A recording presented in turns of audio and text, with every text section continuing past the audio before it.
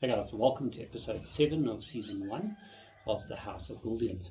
So in today's episode we're going to catch up with our pod project from the commoners section of the show, and then we're going to move on to project 2, which is the blues. And then from there we'll move on to how I make up my green food, since we're now going into the breeding season.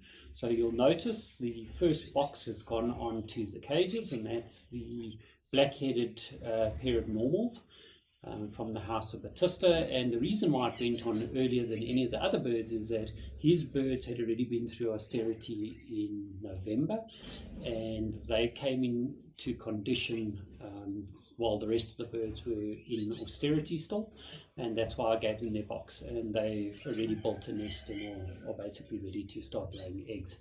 So that is where we're at. I hope you enjoy the show, and yeah, please, I know in episode 1 I asked you guys to subscribe to the show. I haven't been doing it since then because it's something I don't like about YouTubers always asking, but if you guys could subscribe if you haven't already, that would be great, and don't forget to hit the bell notifications as well so that you get notified when there's a new episode that comes out.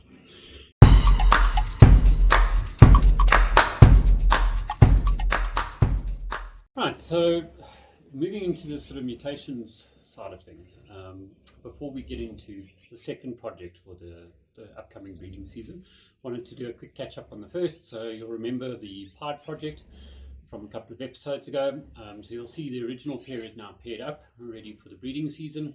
They through the austerity, and basically they're now going to be starting to get conditioning food to get the hen and the cock into breeding condition. So that's the yellow nape cockbird with a normal orange white-breasted hen that gave us the pied offspring.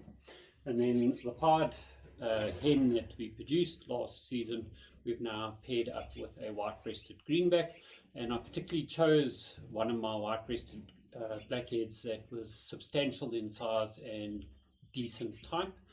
He actually took a first place ticket in a Supreme show recently.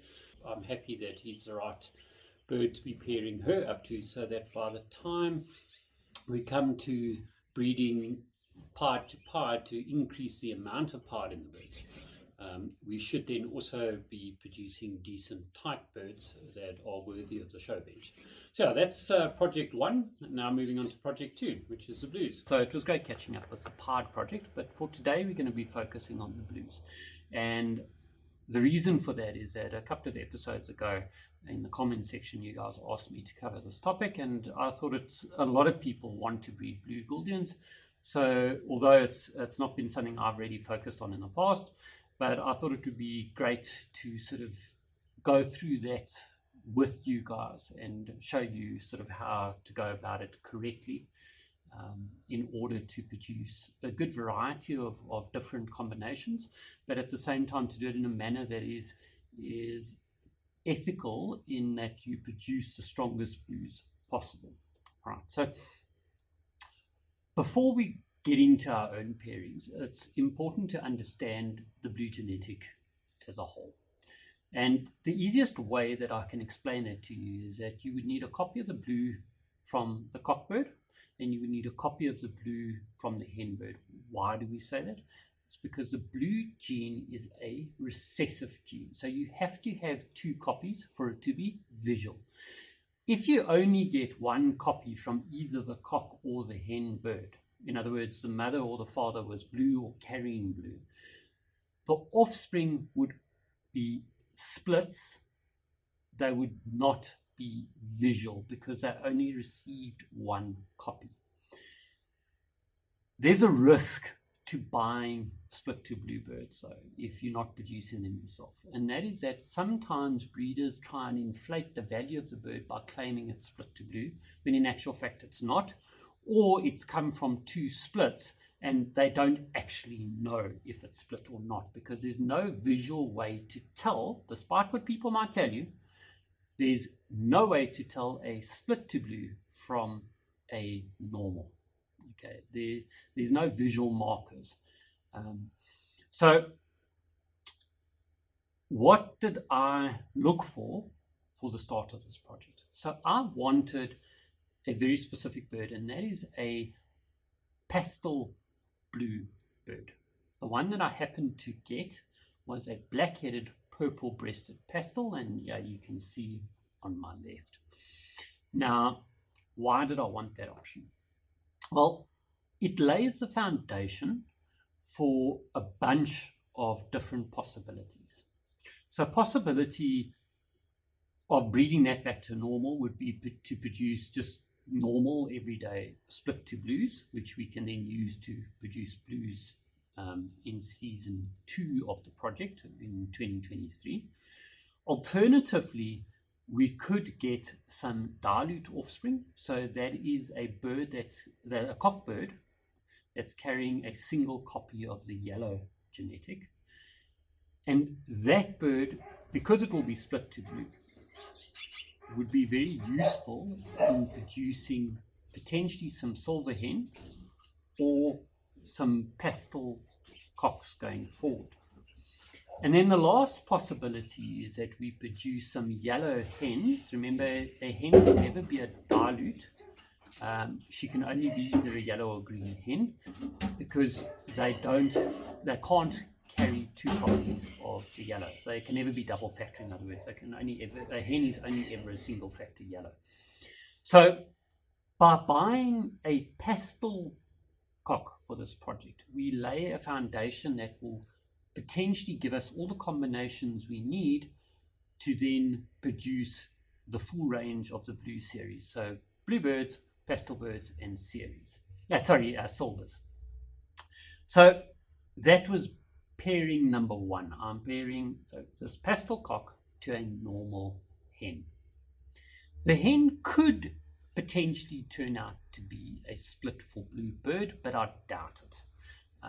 Although the breeder could not give me, or the person I bought it from could not give me too much information about this particular hen, so we don't know the history behind the bird, and that is why she's certainly not in the Majestic project, even though she is a very nice blackhead. But because of her size and her general sort of type, I thought she would be a great part of the blue project in terms of building up the size and quality of the blues. So that's why I chose her. The second pairing that I'm going to be looking for is another bluebird, but just a straight blue this time. And once again, I'm going to pair it up to a non-blue bird. And I say that because it's very important that you never breed blue to blue, particularly if you're a South African. And the reason I say that is that in South Africa, the blue mutation is quite weak, genetically speaking. So if you breed blue to blue, the offspring have a far greater sort of mortality rate than the other mutations of Gouldians. So that's why we never breed a blue bird to a visually blue bird. We can breed blue to split or split to split. All right, so pairing number 2 is going to be a blue bird to ideally a split to blue, which can then potentially from season 1 start giving us blue offspring, which we can then use to pair back to the offspring from our pastel pairing. And that is basically our project, our blue project for this year. The next segment of the show, we're going to be discussing how I go about preparing my green food, what goes into it. And then finally, we're going to be looking at the pick of the week.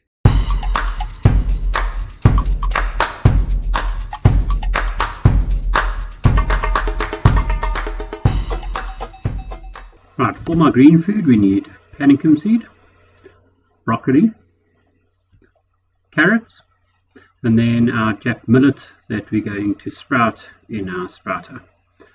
Right, so first thing that I do is I'll obviously just make a bit of space, peel the carrots, and then I will grate that just to make it a bit easier for the food processor or blender. I'll add that to our blender.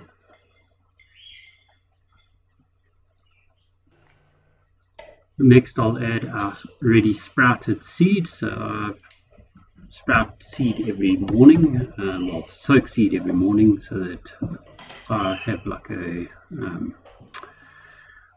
production line going, if you like.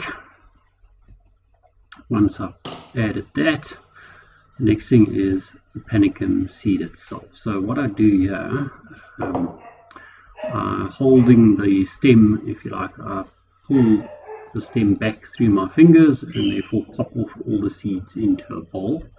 And this green seed is extremely good in terms of bringing the birds into condition. So it's quite an important ingredient, and you can see how easily the seed actually just pops off into the bowl. Right, so once we've got enough green seed, I will then take the panicum and add that to the mix. So most breeders will add some additives, so like calcium and kelp powder and microgreens and that kind of thing, which you're most welcome to do. But for me personally, I find because I'm already giving a good balanced egg food, and I'm giving egg shells, cuttlefish and oyster shell to sort of give them the calcium that they need, and then I'm adding herbs to my seed. I don't find it necessary to add anything besides kelp powder to this particular mix. What I don't do, which many breeders do, is add egg food.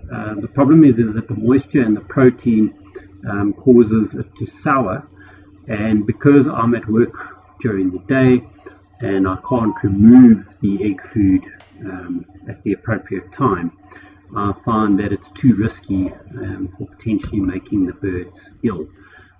And that's why I feed the egg food dry and then the green food separately.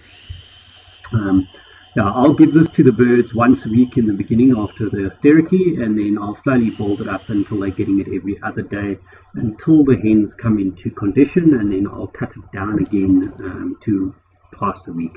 The rest of the time they have egg food.